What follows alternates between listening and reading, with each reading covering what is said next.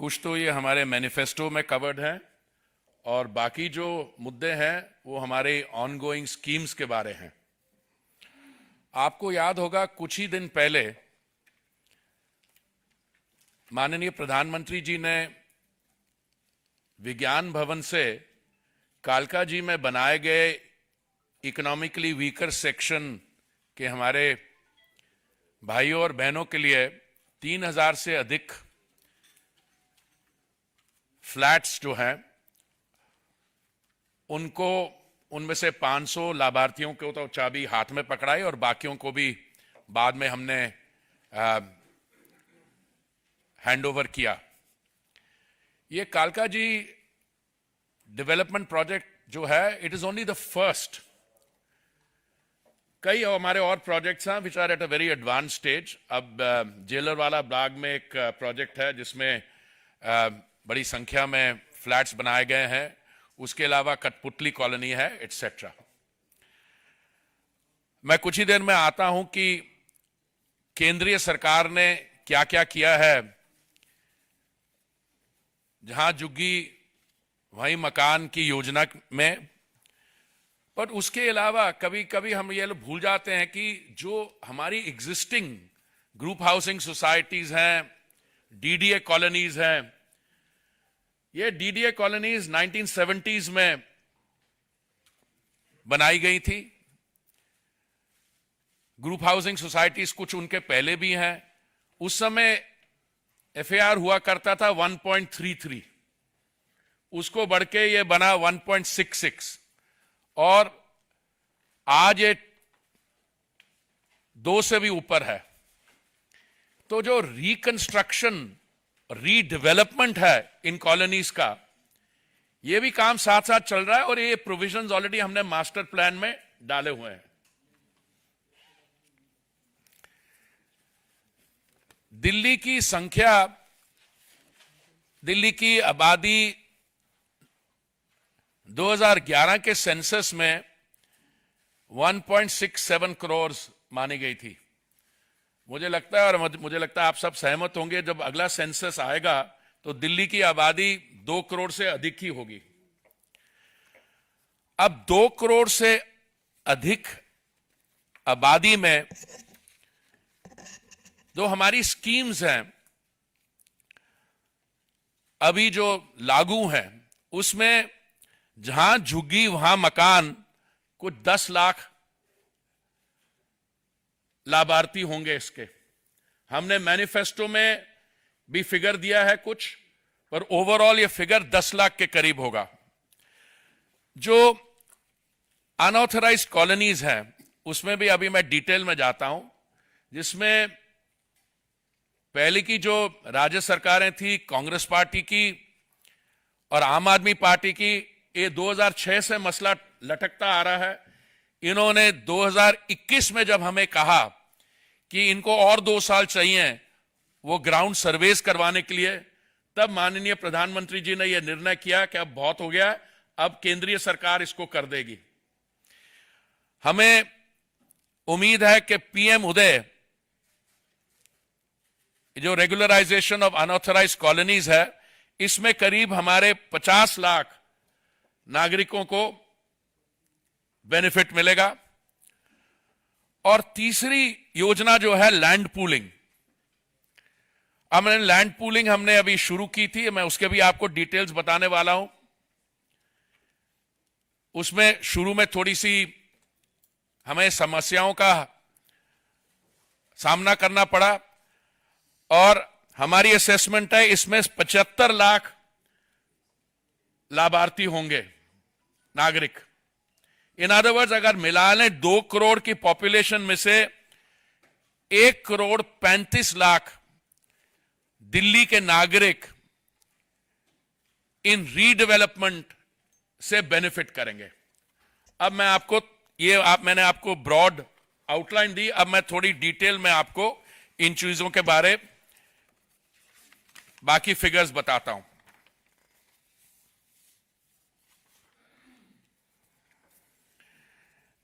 दिल्ली का जो इतिहास है मुझे नहीं लगता कि I think I am the oldest person present here. Doctor साहब आप तो उम्र में मेरे से काफी छोटे हैं। हाँ, बराबर नहीं होंगे, क्यों? अच्छा, एनीवे, मेरी जस्ट टेल यू, मेरी पैदाइश 1952 में हुई थी। 1947 में दिल्ली की आबादी 7 लाख थी। जब मेरे पेरेंट्स के जनरेशन, फादर मदर आए, वो जो रेफ्यूजी आए, उस समय आबादी 7 लाख से उठ के 22 लाख हुई। लैंड एरिया तो उतना ही था। आज स्थिति यह है, जैसे मैंने आपको बताया कि 2011 के सेंसस के अनुसार दिल्ली की जो आबादी है 1.67 करोड़ थी, और उस स्टेटिस्टिक को हम लें तो Delhi is the second largest city, second only to Tokyo. पर जिस तरीके से हमारे यहां ऑटोनमस अर्बनाइजेशन हो रही है, 2040 के करीब हम 3 करोड़ के करीब होंगे। तो अब ये मान के चलिए, आज की आबादी अगर हम 2 करोड़ मानते हैं 2022 की, तो अगले 20 साल में this land area will have to cater to a population of another 1 crore people. अब मास्टर प्लान जो हमने दिल्ली का बनाया है 2041 का, इसमें जो रीबिल्डिंग एनविसाज्ड है, मैं उसके बारे में थोड़ा बता दूं। देखिए, जब डीडीए कॉलोनीज बनी थी उस समय, अब मैं उन हाउसिंग कॉलोनीज की बात कर रहा हूं जो अर्ली 70s में बनी थी, हाउस खास, शेख सराय, मालविया नगर, मुनीर कार, राजेंद्र नगर। 1962 का जो प्लान था, जो इफेक्टिव था 1981 तक, मुझे लगता है उस समय एफएआर ग्रुप हाउसिंग सोसाइटी के लिए 133 था, 133। ये 2001 के प्लान में, जो 2021 के प्लान तक लागू था, इसको बढ़ा के रमेश जी 167 पे ले गए हम। आज ये एफएआर 200 है। तो मैं जब इन कॉलोनीज में लोगों के पास जाता हूं जिनकी 70s में अलॉटमेंट हुई, तो उनकी एक बड़ी जेन्युइन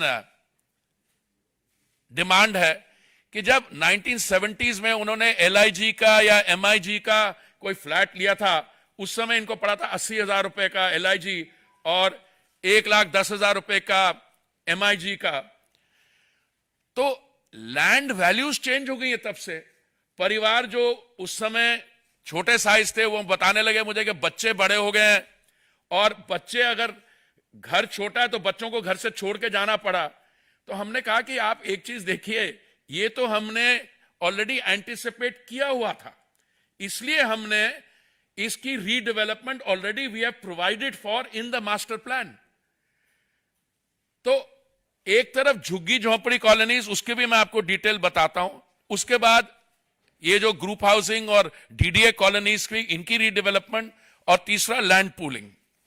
बट पहले मैं ये झुग्गी झोंपड़ी कॉलोनीज के बारे में आपको कुछ डिटेल्स देना चाहता हूं। टोटल दिल्ली में हमने जो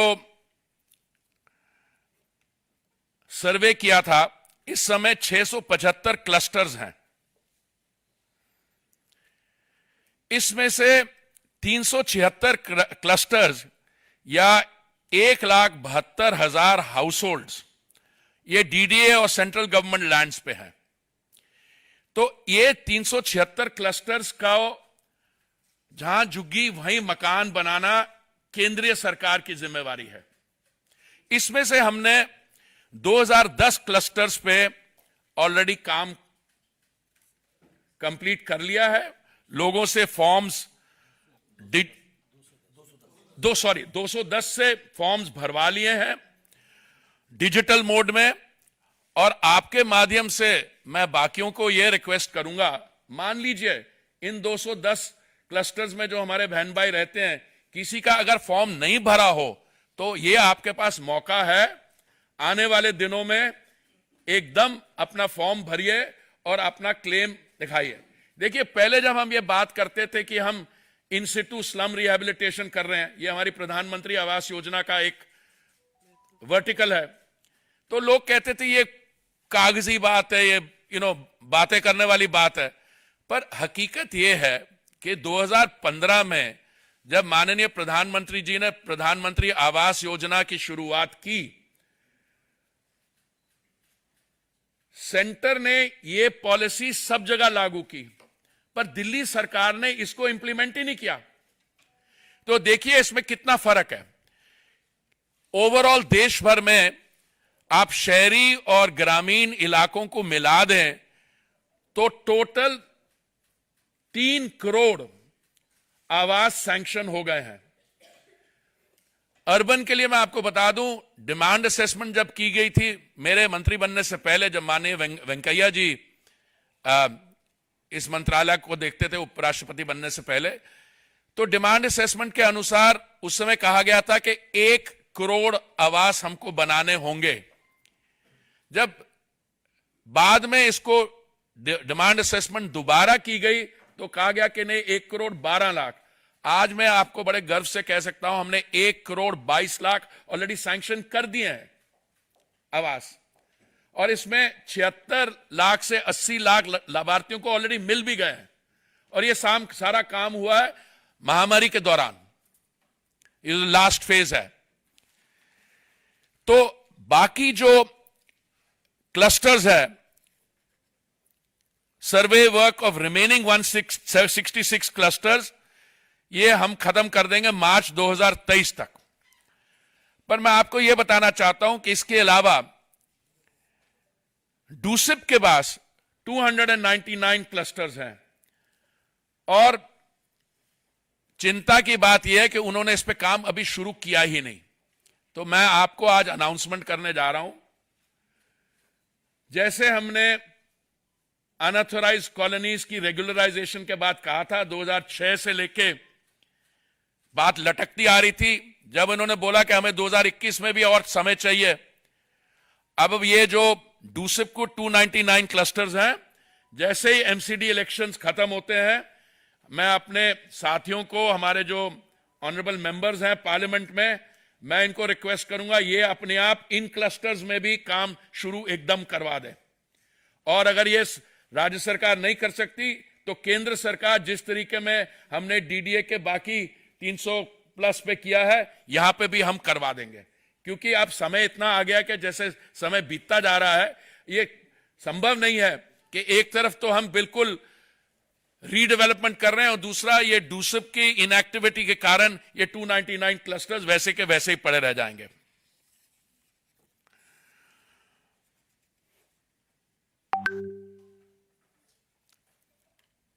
हमने ये असेसमेंट किया था कि जो अनऑथराइज्ड कॉलोनीज हैं, सवाल कभी कभी मुझसे ये पूछा जाता है कि आपने तो ये तो कर दी पर इनमें से कुछ छूट गई थी कॉलोनीज। हम कमिटेड हैं, पर हमने ये कहा था कि सीक्वेंशियलिटी हो जाती है। पहले ये जो जहां पे हमारे बहन भाई उस तबके से रहते हैं जहां पे बेसिक एमिनिटीज नहीं है, पहले वो कंप्लीट करेंगे, और जैसे ही वो कंप्लीट होती हैं तो we will also go to the जो जहां पे हायर नेटवर्थ इंडिविजुअल्स रहते हैं।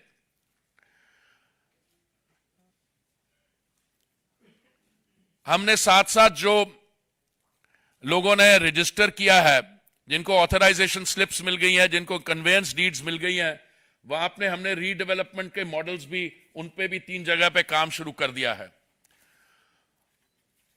अब मैं लैंड पूलिंग पे आता हूं, क्योंकि देहात के हमारे बहन भाई हैं कुछ जो इस पे सवाल पूछते हैं। इस समय हमारे यहां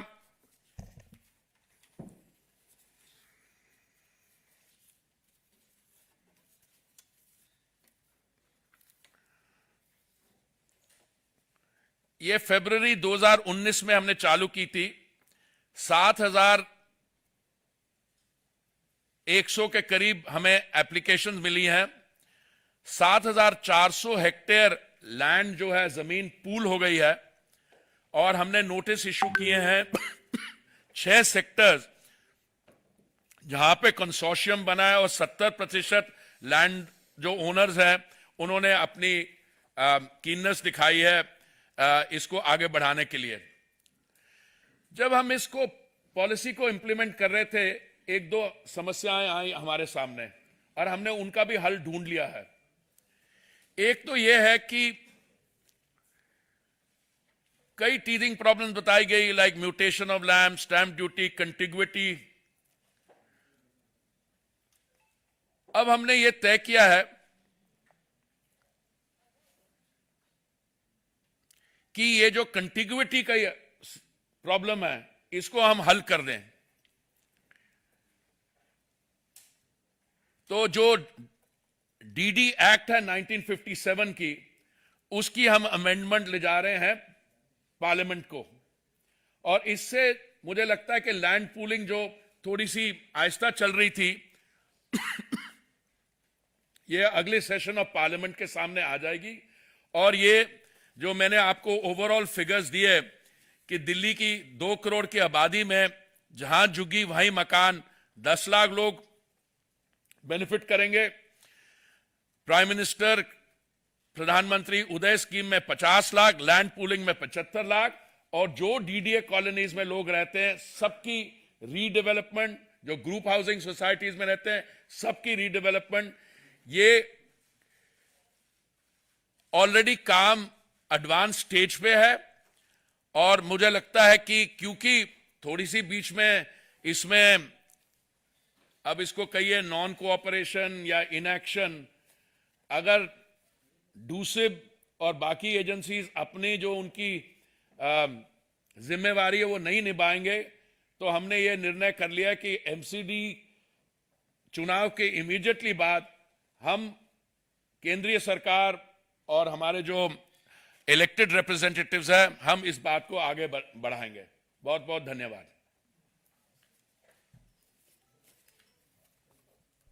धन्यवाद आदरणीय मंत्री जी। और ये जो अनाउंसमेंट आज आदरणीय मंत्री जी ने किया है ये बहुत ही महत्वपूर्ण है। एक तरह से कहा जाए तो दिल्ली के हर व्यक्ति को, हर वर्ग के व्यक्ति को घर मिलेगा और उसके सपनों को पर मिलेगा। मुझे लगता है इसी संदर्भ में कोई प्रश्न पूछना हो तो अवश्य पूछें।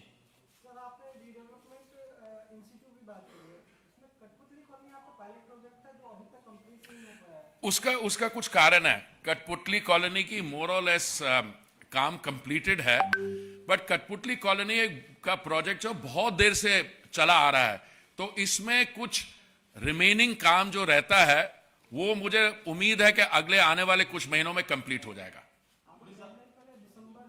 नहीं, देखिए ऐसा है कि डेडलाइन सेट करना, ये मैं समझता हूं डेडलाइन जो हम लोग सेट करते हैं वो रियलिस्टिक होनी चाहिए। इसमें सारी प्रॉब्लम्स ऐसी हैं कि किसी एक व्यक्ति की गलती नहीं है। पर ने काम करने थे, कुछ सोशल इंफ्रास्ट्रक्चर बनाना था, वो कुछ काम थोड़ा सा बाकी मैं समझता हूं, और अभी वो माननीय लेफ्टिनेंट गवर्नर जी वो इसको देख रहे हैं। जी साधारण शब्दों में अगर समझा जाए तो आज की इस प्रेस कॉन्फ्रेंस से आप दिल्ली के झुग्गी झोपड़ी में रहने वाले लोगों को और मिडिल क्लास लोगों को क्या देने जा रहे हैं? झुग्गी झोपड़ी वाले में रहने वाले लोगों को एक पक्का मॉडर्न आवास जिसमें शौचालय होगा, किचन होगा, बाकी सारी मॉडर्न सुविधाएं होंगी, और जैसे हमने डेमोन्स्ट्रेट किया कालका जी के ये जो 3000 फ्लैट बने हैं उसके उस जैसा, उसी क्वालिटी का। और जो जेलर वाला बाग का कॉम्प्लेक्स है जिसमें शायद 1670 ऐसे फ्लैट, वो भी इसी क्वालिटी के है। सो उनके जो लोग 40 साल जिन्होंने झुग्गी झोपड़ी में रहे, उनके बच्चे वहां पैदा हुए हैं, आई वॉज डीपली टच जब माननीय प्रधानमंत्री जी ये चाबी एक लाभार्थी को दे रहे थे, तो उनसे पूछा आपके परिवार में कितना साइज, उन्होंने बोला कि हमारी एक बिटिया है, वो क्या करती है, दिल्ली यूनिवर्सिटी में बीए ऑनर्स करती है। कहां जे क्लस्टर में रहना और कहां ऐसी नई बिल्डिंग में जो टेक्नोलॉजी फ्रेंडली, इकोलॉजी फ्रेंडली, जो सारे जो हेल्थ स्टैंडर्ड्स एकदम, इट्स ए रेवोल्यूशनरी और पैराडायमेटिक शिफ्ट एक वो है। जहां पे मिडिल क्लास की बात है वो आप देखिए, आप जो परिवार जिन्होंने, मैं अपनी बात बताता हूं, 1978 में मेरे फादर को एक डीडीए फ्लैट अलॉट हुआ था। 1978 में वो डीडीए फ्लैट अच्छा उस समय के लिए अच्छा था, पर अभी लैंड वैल्यूज चेंज हो गई है, अब प्रेशर पॉपुलेशन का बढ़ गया है, अब उसकी रीडेवलपमेंट, अब मान लीजिए कि आप कोई जो कंस्ट्रक्शन करते हैं 40-50 साल के लिए करते हैं, उसके बाद इस पे एडिशनल एफएआर देना, उसको टोटल रीबिल्डिंग करनी, सो ये हमने पॉसिबिलिटी सब प्रोवाइड की है। ये तो मिडिल क्लास के लिए हो गया, पर इसके अलावा लैंड पूलिंग से, जहां से अब हमने वो जो कंटिग्यूटी वाली प्रॉब्लम सॉल्व कर दी, बाकी मुझे लगता है इस पे भी दबा के कंस्ट्रक्शन होगी, और टोटल जो दिल्ली की जनसंख्या 2 करोड़ की है, इसमें से 1 करोड़ 35 लाख को लाभ होगा, रफ फिगर्स है। कोई साहब एक प्रश्न जो है वो अनऑथराइज्ड कॉलोनीज को लेकर है, आपने भी इसका जिक्र किया, तो खैर आप चलो यार, डोंट वरी अनऑथराइज्ड कर दिया है, जी। लेकिन